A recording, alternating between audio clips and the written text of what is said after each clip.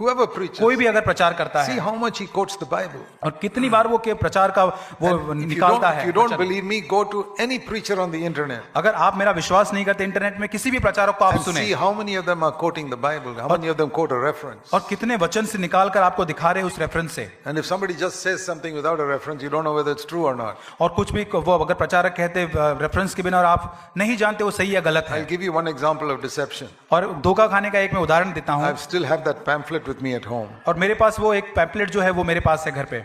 It was his name, I'm a prophet and all that. और वहां लिखा है कि मैं नबी हूँ, भविष्यद्वक्ता हूँ, उनका नाम। And then he's written there, he who gives to a prophet will receive the reward of a prophet. और वहां लिखा है कि जो नबी को कुछ देता है वो नबी का प्रतिफल पाता है। And a reference, Matthew 10:41. और मत्ती 10:41 वो लिखा वहां लिखा Now, है। I know the Bible, as soon as I read it, I know that's not in the Bible. और मैंने जब बाइबल को उसको पढ़ा मैंने देखा कि ये बाइबल में है ही नहीं। But 99.9% of people don't look up the reference, they think it is in the Bible because it sounds right. और 99% लोग वो वचन को पढ़ के नहीं देखते, उनको लगता है सुनने के बाद So ये then सही he है। says, you can send donations to so and so address. और कुछ ऐसे भी पढ़ते हैं कि ये अपना डोनेशन ये Because एड्रेस पे he who भेजिए, gives to a prophet will get the reward of a prophet. क्योंकि वहां लिखा है कि जो नबी को देता है वो नबी का प्रतिफल पाता है। Deception. और ये बहुत ही बड़ा धोखा है। There is no such verse in the Bible. ऐसा कोई वचन बाइबल में नहीं है। You read Matthew 10:41, you'll see it's very different. और मत्ती 10:41 को पढ़े।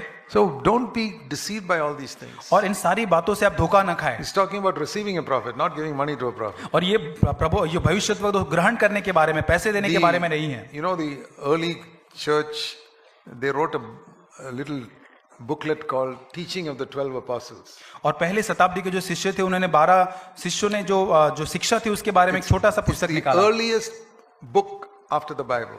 वो बाइबल के बाद एक तुरंत ही लिखी जाने वाली You पुस्तक can थी। find it on the internet, small book. और ये आपको इंटरनेट पे मिलेगा। The Teaching of the 12 Apostles. और जो 12 जो प्रेरित है उनकी शिक्षा का Another पुस्तक। name is Didache. और डिडाके उसका नाम है। And one of the things it says there is, वहां पे एक चीज लिखी है, if anybody comes to you अगर कोई आपके Preacher.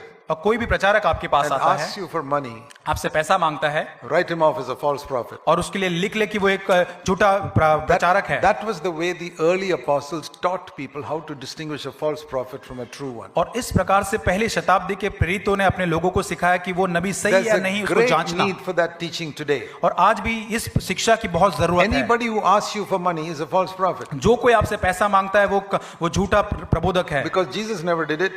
और यीशु ने कभी नहीं किया No apostle did it. और किसी भी प्रेरितों ने नहीं किया। Somebody gave them a gift, they accepted it, but they never asked for money. और किसी ने गिफ्ट दिया उन्होंने ले लिया, लेकिन कभी उन्होंने सामने पैसे नहीं मांगा।